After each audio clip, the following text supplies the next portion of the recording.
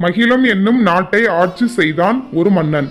அவன் ஒரு நாள் காட்டில் குடில் அமைத்து வாழ்ந்து கொண்டிருந்த துறவியை சந்தித்தான். அவரிடம், சுவாமி, நான் மிக பெரும் சாம்ராஜ்யத்திற்கு அரசனாக இருக்கிறேன். எனக்கு இல்லை என்று சொல்ல எதுவுமே இல்லை. ஆனாலும் கூட என் மனதில் ஏதோ ஒரு குறை இருப்பது போலவே தோன்றுகிறது. அதன் காரணமாக என்னால் மன நிம்மதியோடு இருக்க முடியவில்லை. மனம் முழுவதும் குழப்பம் சூழ்ந்து என்னை வாட்டி வதைக்கிறது. வாழ்க்கையில் சலிப்பும் வெறுப்புமே எஞ்சி நிற்கிறது என்று முறையிட்டான் மன்னன். இதற்கான விடையை நீ அனுபவத்தின் மூலமாகத்தான் உணர்ந்து கொள்ள முடியும்.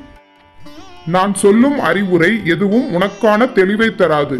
எனவே நீ 99 ஆட்டத்தை யாரிடமாவது பரிசோதனை செய்து பார் என்று கூறினார் துறவி. 99 ஆட்டம் என்றால் என்ன என்று தெரியாததால் மேலும் குழப்பம் அடைந்த மன்னன் அதற்கான விளக்கத்தை கேட்டான். துறவி மன்னனுக்கு தெளிவுபடுத்த தொடங்கினார். யாருடைய வீட்டின் வாசலிலாவது 99 பொற்காசுகளை ஒரு பையில் போட்டு வைத்துவிடு. ஆனால் அதன் மேல் உங்களுக்கான பரிசு இந்த 100 பொற்காசுகள் என்று எழுதி வைத்து விடு. அதன் பின் நடப்பதை நீ வேடிக்கை மட்டும் பார்த்தால் போதும். உன் மனக்குழப்பத்திற்கும் வாழ்க்கையில் உள்ள சலிப்பு மற்றும் வெறுப்புக்குமான காரணம் புரிந்துவிடும் என்றார். இதையடுத்து துறவியிடம் ஆசி பெற்று கொண்ட மன்னன் அரண்மனை திரும்பினான். பின்னர் யாருடைய வீட்டின் முன்பாக நாம் அந்த பொற்காசுகளை வைப்பது என்று யோசித்தான். அப்போது அவனுக்கு தன்னுடைய அரண்மனை வாசல் காப்பாளன் நினைவுக்கு வந்தான். அவனது குடும்பம் பெரியது. அதனால் கொஞ்சம் வறுமையில்தான் இருக்கிறான்.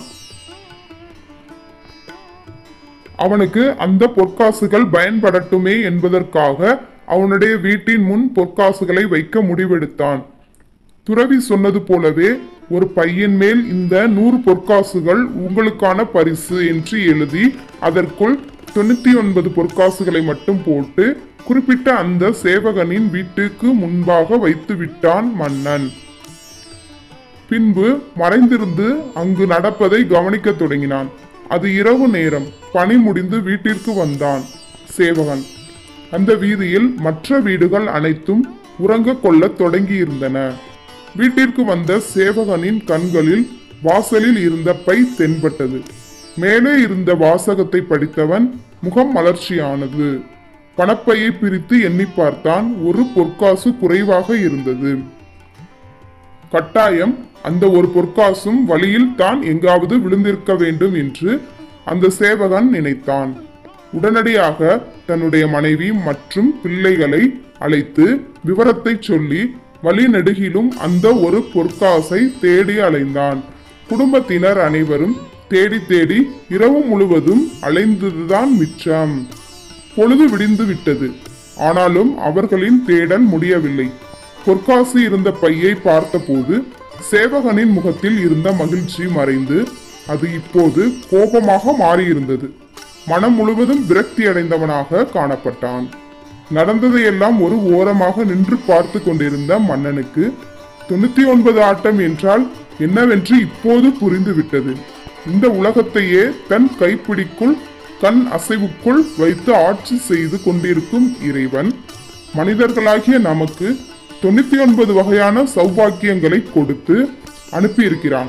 ஆனால் நாம் அதையெல்லாம் மறந்துவிட்டு நமக்கு கிடைக்காத ஏதோ ஒரு பாக்கியத்தை எண்ணி அதை நினைத்து வாடி நம்முடைய நிம்மதியை இழந்து மன வருத்தத்தோடு வாழ்ந்து வருகிறோம்.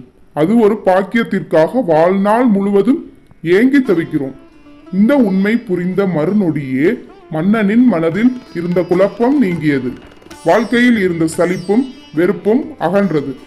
அவன் தன்னிடம் உள்ள சௌபாக்கியங்களை மட்டுமே நினைத்து பூரித்து போனான்.